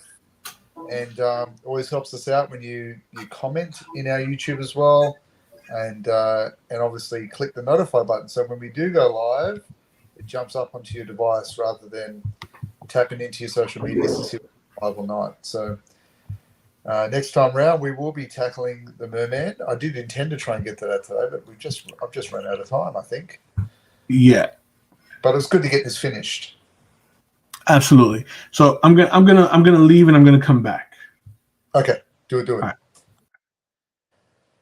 So one of the challenges I found with finishing this off was how to end the background. So throwing in a bit of that Prussian blue with black and white really cooled it down to put in the far distance sort of attorney escape. And because I'd used those colors again throughout my picture, whether it be in the steel of the swords or in the shadows, that Prussian blue that I've used over and over links in and creates what we call a local color. So it tends to link in over and over, almost like a poetry, where you tend to draw in those elements together because you've used the color in repetition. The same with the magma running down the middle. That links in with the belt and the gauntlet. The red of the He-Man's cross goes in with the same with the magma. So, and I put it in a bit of the black, and because I was using there, I put it in a little bit with the boots. And so you tend to bounce through that on your drawing over and over until you get a synchronicity happening throughout your image.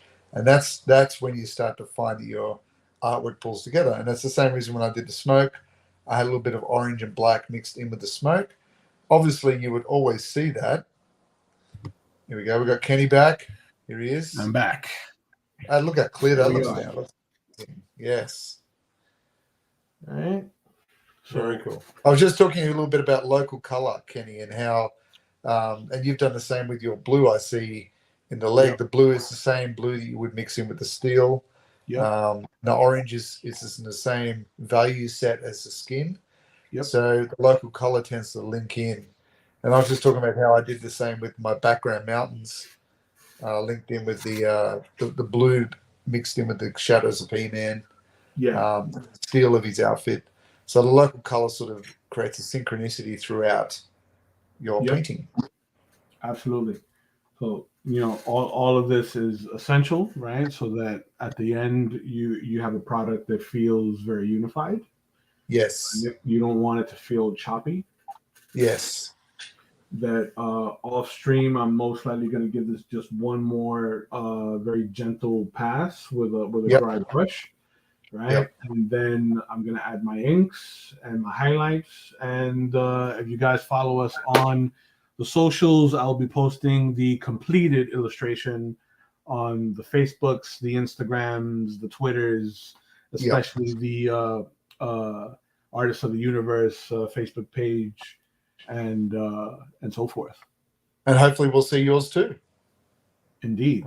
Post them up there and join us in the journey to the realm of Motu 52 before we hit those other ones like Star Wars and G.I. Joe. I'm actually looking forward to doing a G.I. Joe one. I think that would be fun.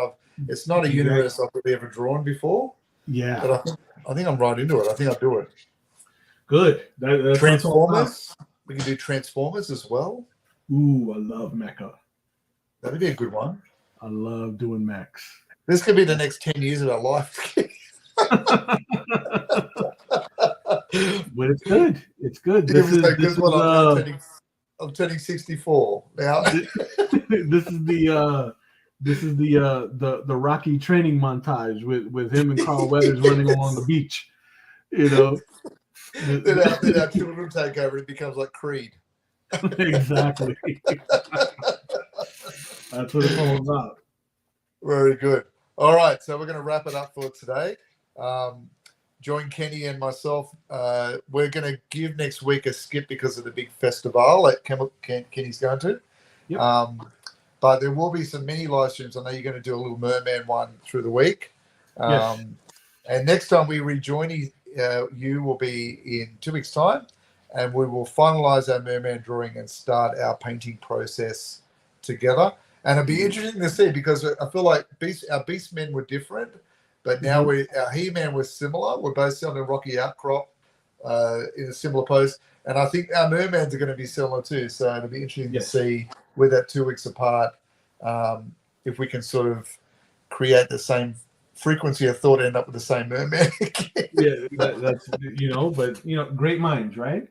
That's right. And brilliant minds beg to differ, but that's okay. We'll keep moving. My dad used to always say that to me. He used to jar me up. I'd say, Dad, brilliant minds think alike. He goes, yes, but great minds beg to differ. Thanks, Dad. Thanks a lot, Dad. Yeah. Yes, I'm not your dad. But anyway, so join us next time for our Motu Challenge. Have an excellent week, everyone.